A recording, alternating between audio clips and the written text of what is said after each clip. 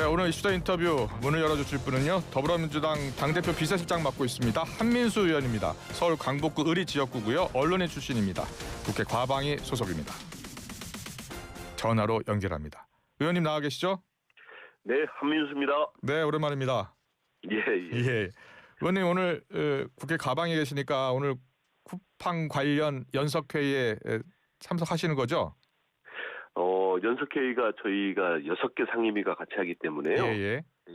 전 이번에 연석회의에는 참여하지 않습니다. 아, 그래요? 예. 그 김범석 의장이요. 네. 한 달 만에 사과 입장 발표하고 예. 또 어제는 보상안 내놨는데 국민들이 분노하고 있어요. 어떻게 보고 계세요? 저 역시 예. 대단히 불쾌하고 음. 화가 많이 납니다. 예. 김범석 의장이 3,370만 명의 우리 국민들 정보가 유출된 거 아닙니까? 예. 근데 이분이 정말 사태의 심각성도 모르고 국내에서 지난해 41조 원이 넘는 돈을 벌어갔고요. 예. 올해는 50조 원에 달하는 매출을 목표로 하고 있다는 회사에서 그 회사를 실질적으로 소유한 사람이 저런 인식을 가지고 회사를 운영하고 있었구나. 예. 그렇기 때문에 쿠팡이 제대로 된 회사라고 느끼는 국민이 누가 있겠습니까? 우리 대한민국 국민 중에. 예. 그동안 여러 가지 논란이 많았잖아요. 노동자가 과로사도 하고 노동 이슈도 많았고요. 네. 근데 이런 식으로 그냥 땜질하지 넘어섰는데 이렇게 정말 있을 수 없는 침해 사고, 정보 유출 사고가 있었는데 초기부터 대응이 유출을 노출이라고 하고 예. 사과문도 제대로 변변히 안 내고 그렇잖아요. 네. 근데 한 달 만에 낸 사과문인 전 이 사과문 자체가요. 기본적으로 우리 국민들에 대한 사죄가 아니고 예. 미국을 향한 사과문이라는 생각이 들었습니다. 왜냐하면 예. 철저하게 지금 뭐 회사 자체가 쿠팡 잉크가 미국에 상장된 회사 아닙니까? 예. 그쪽에 5년 동안 로비 자금으로 이 사람들이 159억 원을 쓴 회사입니다. 그렇기 때문에 철저하게 미국을 상대로 거기에서 미국으로부터 어떤 제재를 안 받으려고 하는 그런 행태를 꾸준히 보이고 있다고 말씀드릴 수 있을 것 같고요. 예. 저 이번에 저희들은 우리 김앵커도 저도 그 보상이라고 하지만 예. 이분들은 뭐라고 하는지 아십니까? 뭐라고 합니까? 구매 이용권이라고 합니다. 구매 이용권. 구매 이용권이요. 그러면서요, 자기들이 상담사에 대한 응대 지침을 이렇게 내렸다고 언론에 보도가 됐는데 예. 보상이나 프로모션이란 표현을 절대 쓰지 말라고 합니다. 구매 이용권이라는 표현을 쓰라고 합니다. 이게 뭐겠습니까? 자기들 잘못을 인정 안 하겠다는 겁니다. 책임도 회피하는 거고요. 예. 그렇습니다. 구매 이용권 자체도 이미 다 보도가 됐습니다만 무슨 쿠팡 이츠나 쿠팡 트래블 이런 데 쓰게 한 거 아닙니까? 예. 그래서 무슨 뷰티나 패션 쓰게 하고 그래서 저는 쿠팡은 이번 기회에 우리 국내에서 우리 국민들 상대로 이렇게 매출을 내고 돈을 벌어가려면은 근본적으로 바뀌어야지.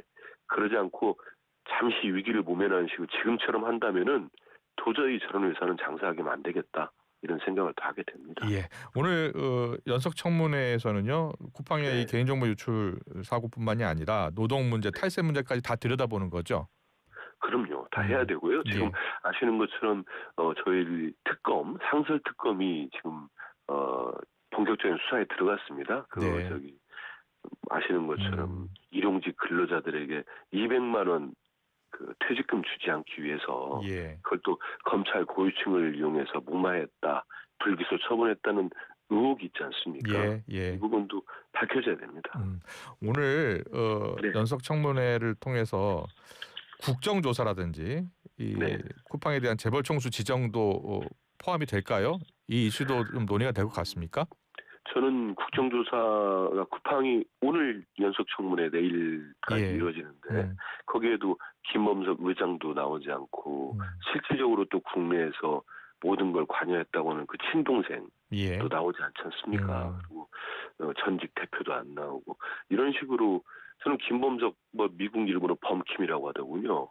이 사람이 우리 국회에 그동안 한 번도 나오지 않았습니다. 그리고 그동안 대관 업무를 담당하는 사람들은 그때 필요할 때마다 또 채용을 합니다. 고액을 주면서 공정거래 이슈가 터지면 공정위 출신 사람들, 노동 이슈가 터지면 고용노동부 사람들, 그리고 제가 알기로 국회 대감만 한 20명 정도 되는 걸로 알고 있습니다.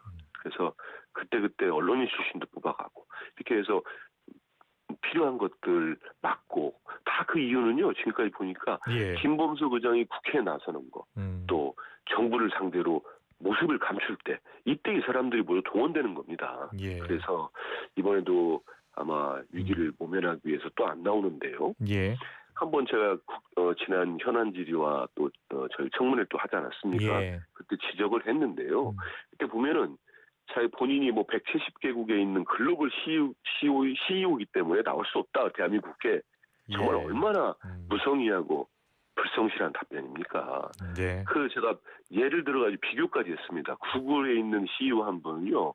저희 국회 소환하니까 못 나오게 증인 채택하니까 못 나오겠다고 하면서 본인의 비행기표, 그다음에 일시, 뭐 어느 장소에 어떤 회의 최소한 그 정도는 밝히면서 불가피한 사유가 있다고 얘기를 해야 되는 겁니다. 근데 김범석 씨는 아예 그런 것도 없어요. 그렇기 때문에 이번에도 또 이런 식으로 넘어간다면 저는 국정조사가 반드시 필요하다 이렇게 생각하고 있습니다. 예.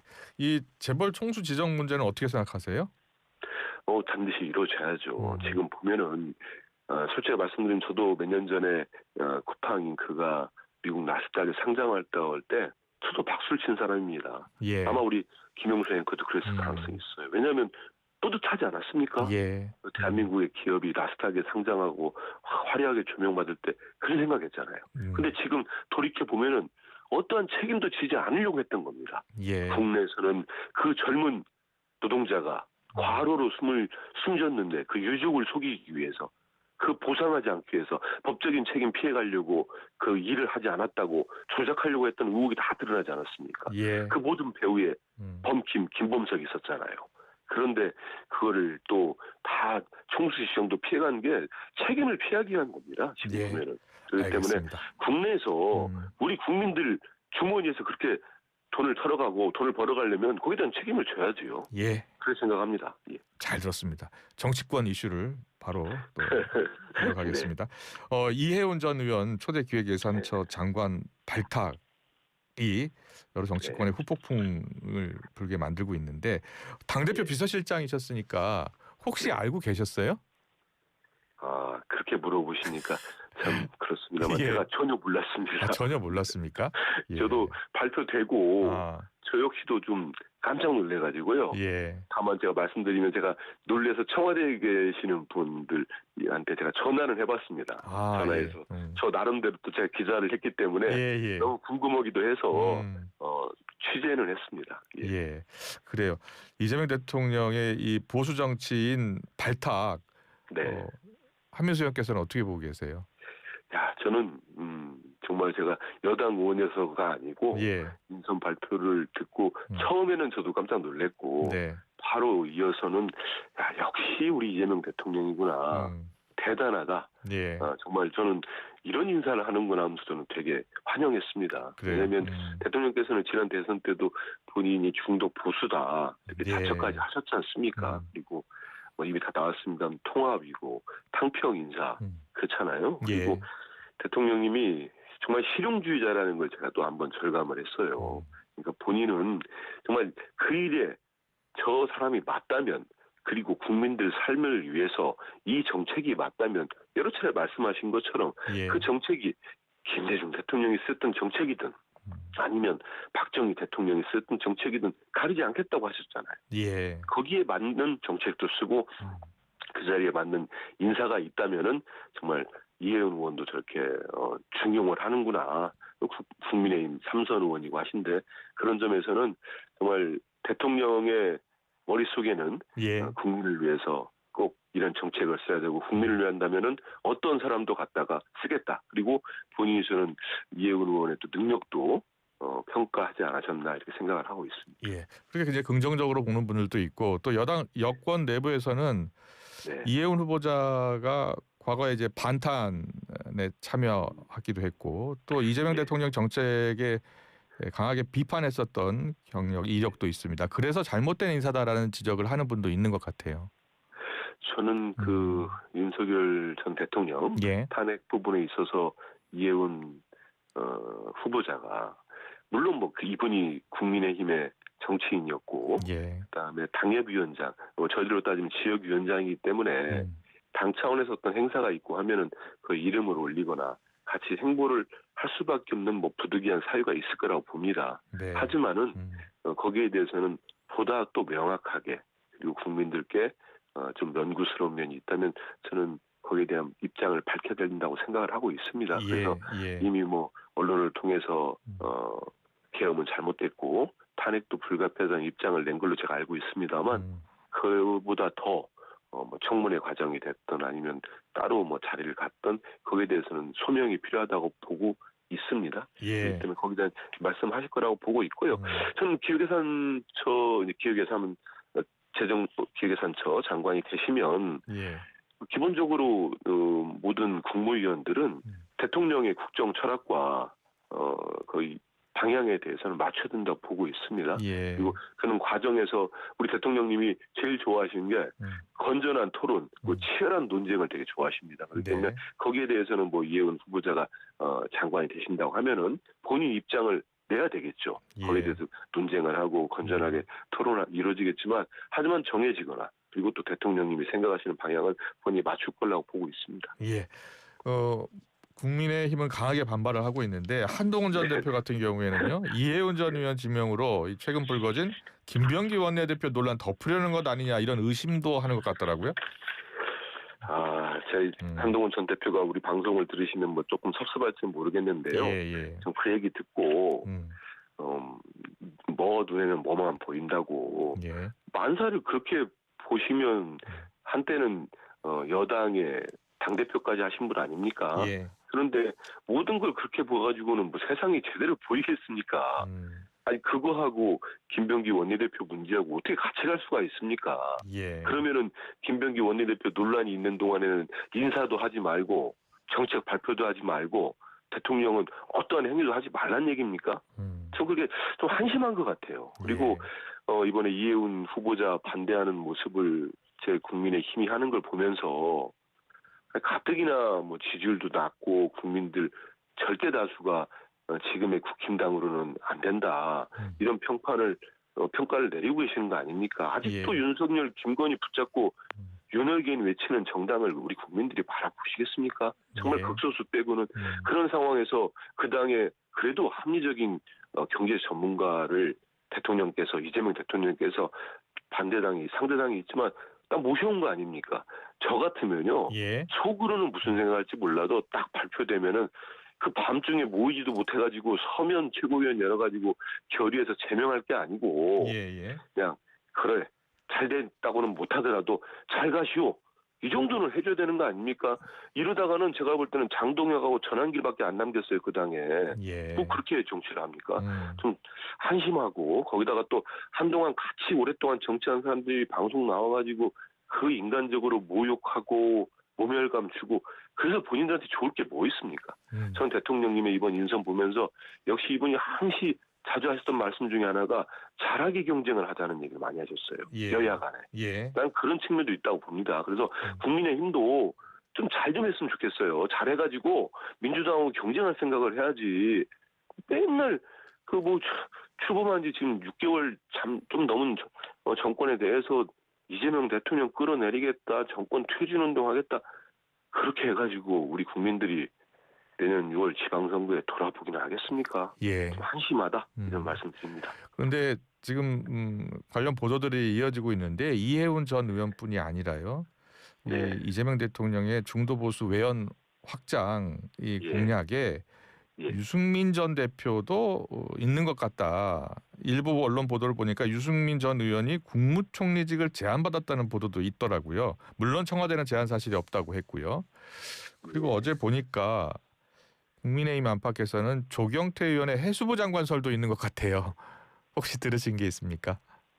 제가 앞서서 이해운 후보자 발표될 때까지도 제가 전혀 듣지 못했다고 솔직하게 말씀드렸는데 지금 말씀하시는 내용을 제가 듣게 했겠습니까? 그런데 제가 이제 우리 대통령님이 우리 민주당 대표하실 때 제가 대변인으로서 3년 넘게 옆에 모시고 있었거든요.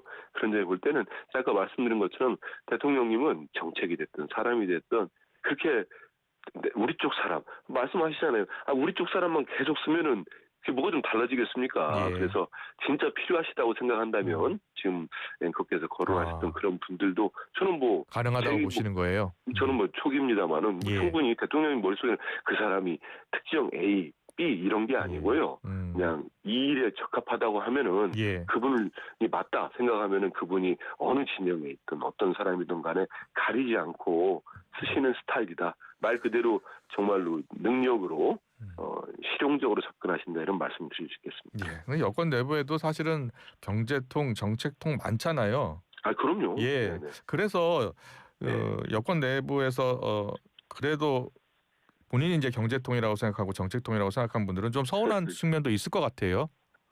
저는 뭐 섭섭한 마음이야 속으로 있을지는 예. 모르겠습니다만은 우리 당 의원님들이나 우리 당 좋아하시고 주변에 같이 하시는 분들은 그것보다는 예. 대통령이 저런 인사를 하실 때는 다 합당한 이유가 있고 네. 거기에 맞는 분을 쓴다고 보다 섭섭함보다는 적극적으로 환영하고 지지하는 분들이 훨씬 많습니다. 대부분 그렇습니다. 예. 이게 보니까 지금 이해운 전 의원도 그렇고 김성식 전 의원도 그렇고요. 권오을 보훈처 장관도 그렇고 대부분이 과거 바른미래당 유승민계 의원들이 많더라고요. 그래서 좀 더 큰 그림을 그리고 있는 것 아니냐라는 시각도 있어요.